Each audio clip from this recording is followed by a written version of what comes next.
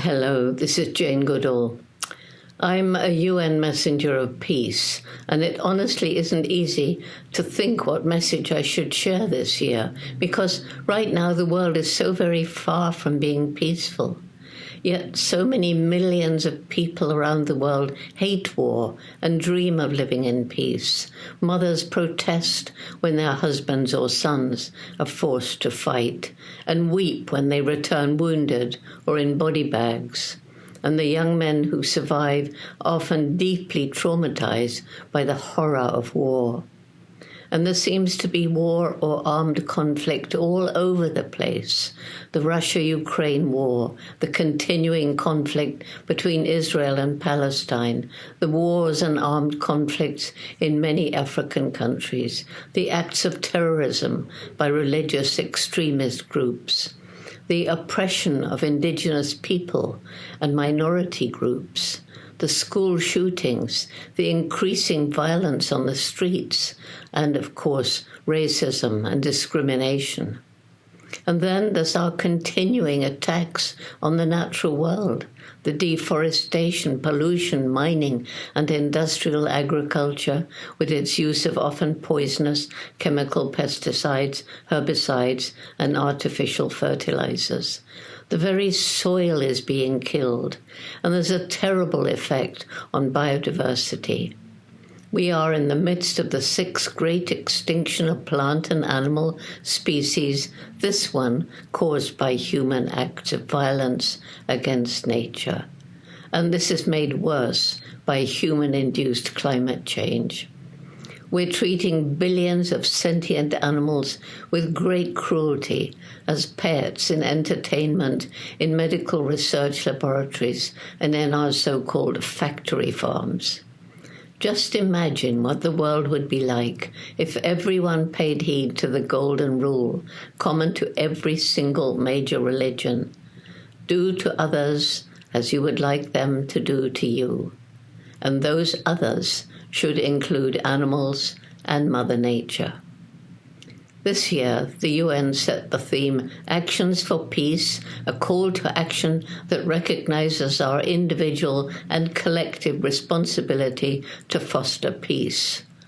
This call to action helps us to work on manageable projects that will collectively make a difference.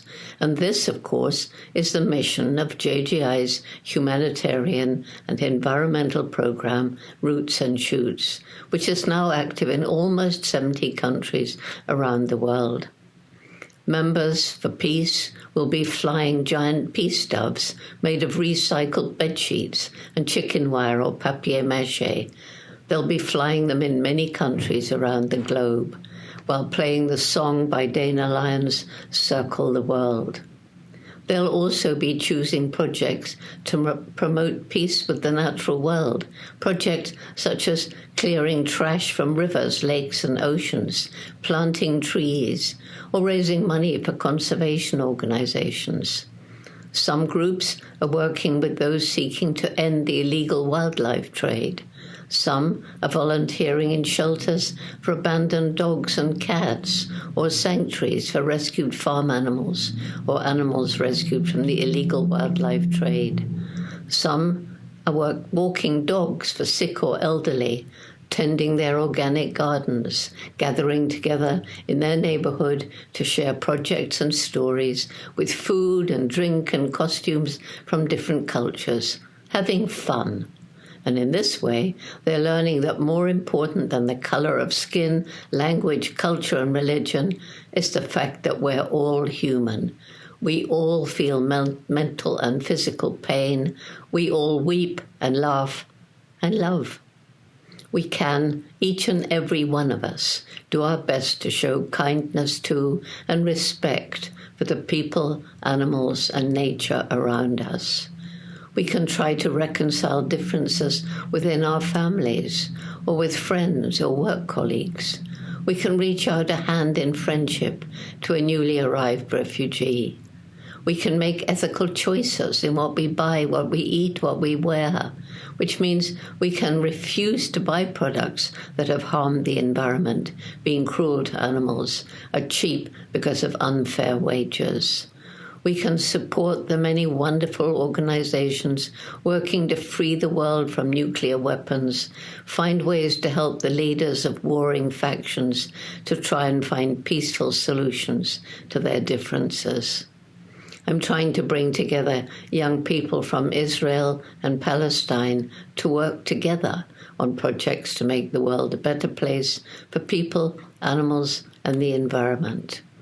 I was just in Tanzania, and everywhere, Roots and Shoots members, Muslim and Christian alike, are working together on projects of their choice. I want to end this by describing a Roots and Shoots project that seems somehow symbolical. It's about the first group of Roots and Shoots that was formed in DRC, the Democratic Republic of Congo. They decided for their project they wanted to put the forest back on what was once a sacred hill.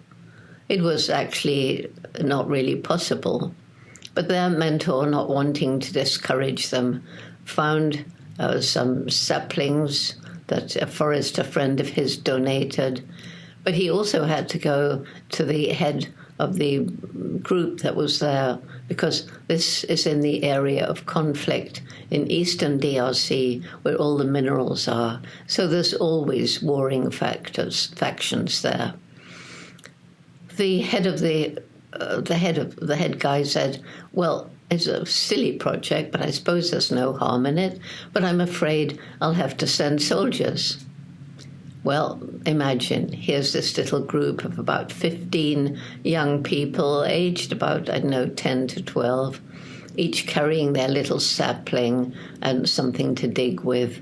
And it's very hot, and it's much further than they thought. And when they get there, the ground is very hard. With them are 4 big Congolese soldiers with AK-47s slung across their shoulders. And they stand there and watch the children. And after a little while, the youngest, a little girl, starts to cry because the ground is so hard and she can't dig the hole for her tree.